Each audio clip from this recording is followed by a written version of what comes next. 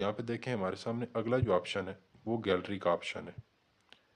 ये हमारे पास गैलरी का ऑप्शन है। अब भाई अगर मैं इसको ओपन करता हूँ तो इससे मेरी गैलरी ओपन हो जाएगी और गैलरी के अंदर जितनी भी तस्वीर हैं उनमें से जिस तस्वीर को चाहूँ मैं वो मैं यहाँ लगा कर एज अ बैकग्राउंड यूज़ कर सकता हूँ। उससे अगला ऑप्शन हमारे पास ऑनलाइन फ़ोटो का होता है। ऑनलाइन फ़ोटो के ऑप्शन पे मैं अगर क्लिक करता हूँ तो मेरे सामने देखिए बहुत बड़ी एक फ़ोटोज़ का वैरायटी आ जाती है। इनमें से कोई भी फ़ोटोज़ मैं सिलेक्ट करके अपने बैकग्राउंड पे लगा सकता हूँ। ये रिसेंट जो अगर मैंने यूज़ की हुए हैं वो यहाँ आ गए हैं और इसी तरह मुख्तलिफ़ किस्म के बेहतरीन किस्म के हमारे सामने ये आ जाते हैं। लेकिन इस हवाले से मैं एक चीज़ आपके साथ ज़रूर ऐड करना चाहूँगा कि ये तकरीबन वेस्टर्न स्टाइल है, सिवाय इसमें कुछ हैं बैकग्राउंड्स, वरना ये यानी मगरबी अंदाज में इसके अंदर बैकग्राउंड्स हैं।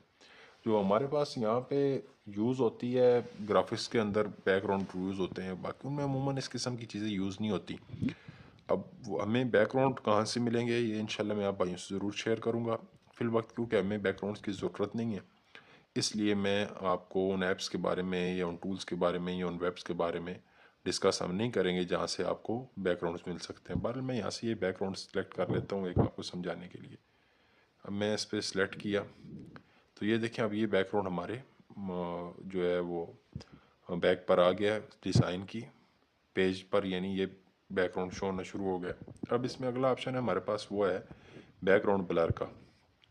बैकग्राउंड ब्लर के ऑप्शन पे आप क्लिक करेंगे।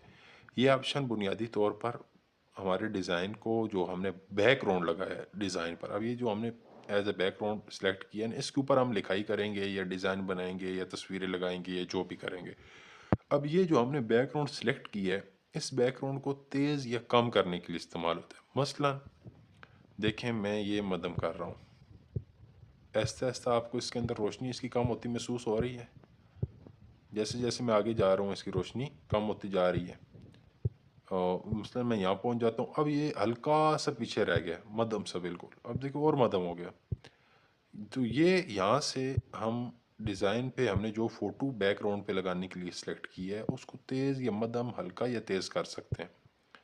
अब उसमें अगले ऑप्शन की तरफ मैं आऊँगा। यहाँ एक और बड़ा ज़बरदस्त टूल है वो ये कलर का टूल है। आपको ये पेंसिल नज़र आ रही है, आप इस पेंसिल पे क्लिक करें। अब आप इस पेंसिल पे क्लिक करने के बाद आप यहाँ पर कलर सेलेक्ट करें। मसलन आप यहाँ पे ये ग्रीन कलर सेलेक्ट, ये रेड कलर सेलेक्ट कर लेते हैं। जैसे ही आपने रेड कलर सेलेक्ट किया, और सॉरी ये दरमियान में एडवर्टाइजमेंट आ गई है क्योंकि मेरा नेट ऑन है, इस वजह से मैं ये एडवर्टाइजमेंट को ख़त्म करता हूँ। यानी वो इश्तिहार आ गया था एडवर्टाइजमेंट भी। अच्छा देखें अभी ये सारा वो पीछे जो पहले काला हो रहा था वो सुर्ख हो गया। अब इसको मैं अगर तेज़ कर दूँ मुकम्मल सुर्ख हो गया। अब मैं जैसे जैसे इसको पीछे लाऊंगा ना ये देखें वो सुर्ख ही ऊपर एक नज़र आ रही है, सुर्ख माइल हो गए। अब अगर मैं यहाँ से कोई और कलर सेलेक्ट कर लेता हूँ, मसलन ये मैं यहाँ पे ये कलर लगा लेता हूँ, ये ले जी। अब देखें ये नीला हो गया, मुकम्मल नीला हो गया। अब इसको हल्का सा जहाँ मैं एडजस्ट करना चाहूँ हो जाएगा। मसलन यहाँ से मैं ग्रीन कर लेता हूँ, ये लें जी ये मुकम्मल ग्रीन हो गया।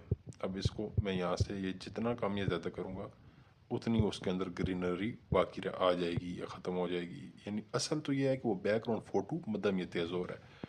बहरहाल मैं डन पे क्लिक करूँगा, अगले ऑप्शन की तरफ चलेंगे। अगला ऑप्शन जो है वो क्रॉप का ऑप्शन है।